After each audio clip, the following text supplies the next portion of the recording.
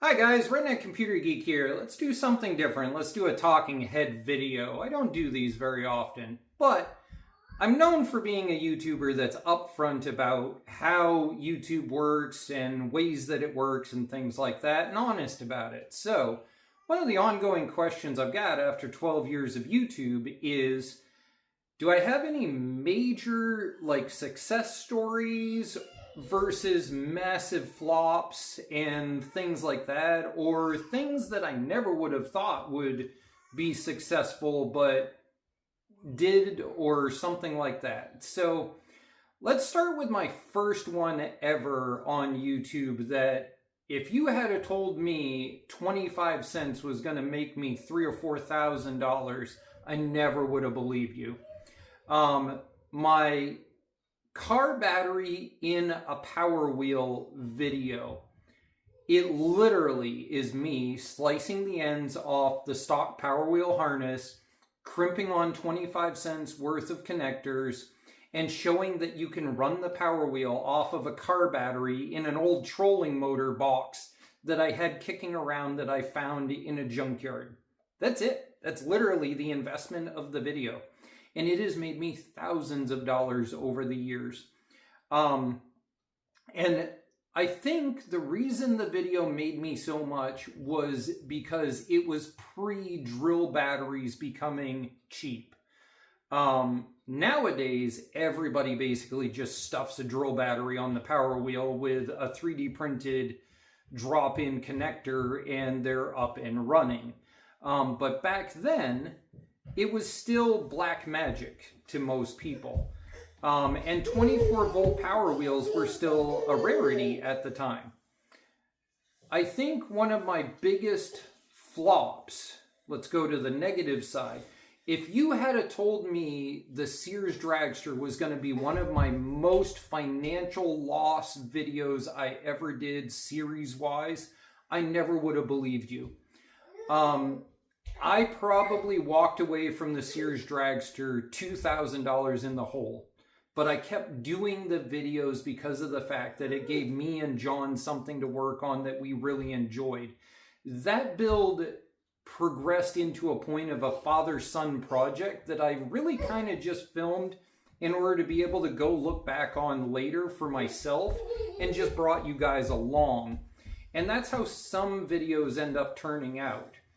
The 3D printed engine experiments and stuff, those have either been absolutely I make bank or I lose my shirt on without question. Basically, every one of those videos usually cost me somewhere in the ballpark of $20 to $50 to make. And like the clear valve cover video where I open sourced the print code for that so that people could go make their own and stuff. That video probably cost me 15 bucks, I bet, to make. Like, it cost me almost nothing, and it has made me easily $500 back over the last 2 years. But, on the other hand, the 3D printed flywheel video that I did that I thought was going to get tons of views.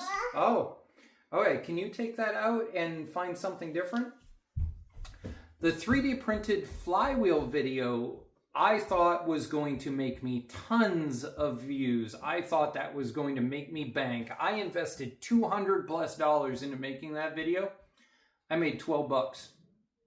I made 12 bucks, and that video has never gotten views since. I've changed the title. I have changed the description. I have changed the thumbnail on it several times. Deadheaded. Never made a dollar since. If you had told me that my how to install the upper bearings for an input shaft into a Spicer transmission would sell bearings on Amazon and make me affiliation money like you never would have believed, I wouldn't have called that one. I literally made that video just to help other people that were in the lawn tractor community. It was something that was requested, and basically every time somebody buys a set of bearings through the link that's in that, I make 50 cents. And during the summertime, that adds up insane amounts. The video itself, YouTube-wise, does not monetize worth a damn. I make almost nothing. But every set of bearings that sells, I make 50 cents on Amazon affiliation, and that adds up a lot in the summertime. What's another one that was a flop that I probably would not have thought was going to be? I mean, obviously, I don't make any video thinking it's going to be a flop. If I make the video, I make it because I think it's going to do well. I know one. So, years ago, I was one of the first YouTubers that really started doing mobility scooter rear ends into Power Wheels, and then started doing tire adaptations because we figured out that if you took a mobility scooter rear end and you put a 16-inch snowblower tire on it, that even on 12 volts, it would do 12 miles per hour and it would self-brake because of the gear ratio inside the transmission. The moment you let off the gas, it would act like a brake through the motor itself, and so it worked amazing in Power Wheels for kids. And so that, I think it was a yellow H2 Hummer years ago, that made bank. It absolutely paid out amazing. So years later, when I ended up with a free mobility scooter, which basically was like a little micro go-kart that already was set up for 24 volts, and we basically turned it into a go-kart, it flopped. It absolutely, it made just barely enough when I first released the video to make me the money back that I invested, but it literally never made a cent after that. The mobility scooter rear end into a Power Wheel made me tons, thousands of dollars, but yet the mobility scooter itself made into a go-kart showing that you could do it made me nothing. I don't, sometimes I just don't understand, you know, people, I guess, and what they think is really cool versus what they think is not cool. You know, just like right now, I'm playing ball with Jethro, and there's going to be comment sections that say that I shouldn't be dealing with the stupid kid. And meanwhile, there's going to be other comments that say that it's cool that I'm being a dad while I'm making this video, which is weird about YouTube. It's one of the things of YouTube. Van Hollen. A lot of people know me for the Van Hollen build nowadays. And Van Hollen was weird. When Van Hollen first started, I couldn't get a sponsor for that build if I had to. I literally just could not get anybody to sponsor it. And the moment I hit the point that I welded the rear on and started showing that I could turn the van into the pickup truck in a physical, you could really see it, every sponsor possible started knocking at the door. And I ended up with probably $3,000 worth of sponsorship from that build. Ironically, Van Hollen itself was another video series that did not make very much YouTube-wise, but it brought in tons sponsorship-wise. Like, from there on out, every Van Hollen video had a sponsorship item of some sort in it without even flinching. Sometimes 2 or 3 items.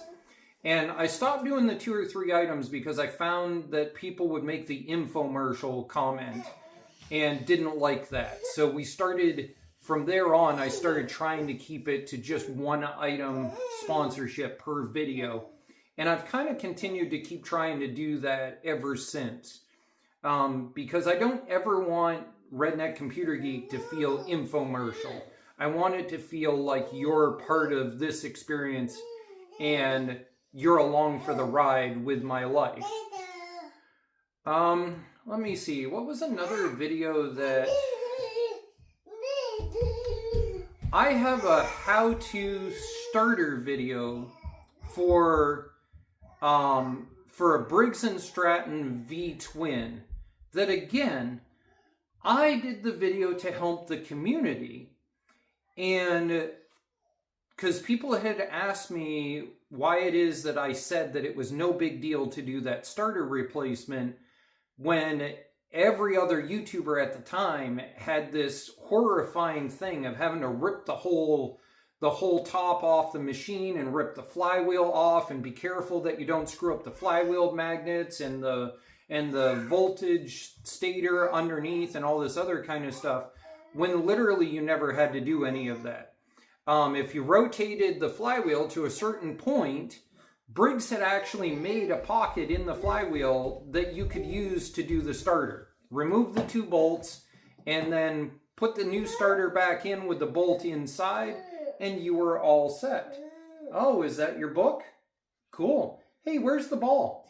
Let's play some ball. Yeah, go get the ball. Flops. Electric bikes. Electric bikes. Every single electric bike video I ever did, 900% total flop. Absolute waste of time. Totally not worth doing. How in the world there are YouTubers that make electric bike videos that stay in business? No idea. I couldn't do it. I tried 4 different times to do it, and literally it just flopped. They don't get search hits. They don't get advertisement worth a damn on YouTube. Nobody likes them. Like, how in the world any of those channels are alive at all to this day, I have no idea. So I got out.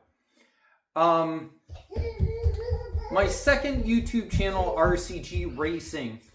A lot of people have asked about the mini bike thing, because I obviously have probably close to $2,000 in both of the mini bikes. Without question, I probably got about $4,000 invested. Have or did doing the mini bike videos work out? The answer is, it was very 50-50. I either lost my shirt on every video, or I broke even plus a little bit extra. At the end of the day, did I get my $4,000 back out of that YouTube channel? Yes. The $4,000 eventually came back. The problem that I ran into is that the mini bike video community on YouTube is all about hype. It's all about happy, happy, joy, joy, blah, blah, blah, and, you know, pimp my ride, and I look so good, and, you know, let's talk a whole bunch of stuff that really honestly is just talking about how it feels to their butt instead of the reality of what the real speed is that they're doing. And then the other thing is, if you watch the mini bike community, it is obsessed with yellow belly. It is obsessed with street races that don't really actually have any speed rating. It is obsessed with YouTubers that do a "this is how fast I managed to go," but if you pay attention to the footage, they took like 2 miles to get that fast. And so I started RCG Racing mini bikes at the Winterport drag strip and now Fernal Field 8th Mile, because I have discovered over the years that there are times where if you're the Antichrist to the YouTube trend, that you can come out massively on top. That ended up just breaking even. I didn't come out on top, but I didn't lose anything at the end of doing that. Being the Antichrist is a way that I have survived on YouTube basically ever since I started. One of my ongoing Antichrist videos is my governor delete video that is titled "The YouTuber Lie." And that's because I figured out that a certain company was literally paying YouTubers to make BS governor removal videos that every single one used their overly expensive $35 top plate. Because back then was before China decided to start cloning the mini bike parts and decided to start making versions that were actually affordable. And so I figured out the fact that every single one of the videos that was in the top category was literally paid for by one company, so that way their part was bought for every Governor Delete video for the Predator 212, the GX200s, the Ducars that were starting to come out, the Rados. And so I made an Antichrist video about it and showed the fact that all of them were full of it, and that you could literally do the Governor Delete for free and have a throttle control and not have to pay a cent. But being the Antichrist YouTuber comes at a cost, because the moment I made that video, I made an enemy out of that company. And that company to this day is still one of the top selling companies in mini bikes and go-karts and stuff like that. And so I will never be able to get a sponsorship from what is one of the top companies selling for that parts market. But because of the fact I made them an enemy so blatantly, other companies that are competitors, we'll say, ended up coming forward and giving me behind the scenes discounts to buy through them. They gave me a bunch of tech support and insider info to be able to build engines and to be able to tweak things and stuff like that. So the enemy of my enemy is my friend is massively a thing in YouTube. Okay, otherwise than that, I think that kind of gives you guys something to think on if you're debating being a YouTuber, if you're coming into the idea, and the fact that just because you spent $2,000 does not mean that's what you'll make it back on YouTube. Literally, every top earning video that I have on YouTube, I was just doing it because I was playing with my kids. I was already working on the lawn tractor. I was already working on the car. I have several videos that I made just because I was already doing it. I have a Chevy Equinox video about where the hell is the battery, that I was just so pissed off that I couldn't actually find a YouTube video, that I made that video. And every winter, that video makes me $50 a month through the winter. Because I'm not the only person that apparently wanted to know where the hell that battery was. And again, sometimes it pays off to be the Antichrist YouTuber. Because every single other video that I could find on it was that I should take it to a service station or a dealership because of the fact that you had to move the ECM for the engine to be able to swap the battery. So keep that in mind when you're being, you know, a YouTuber.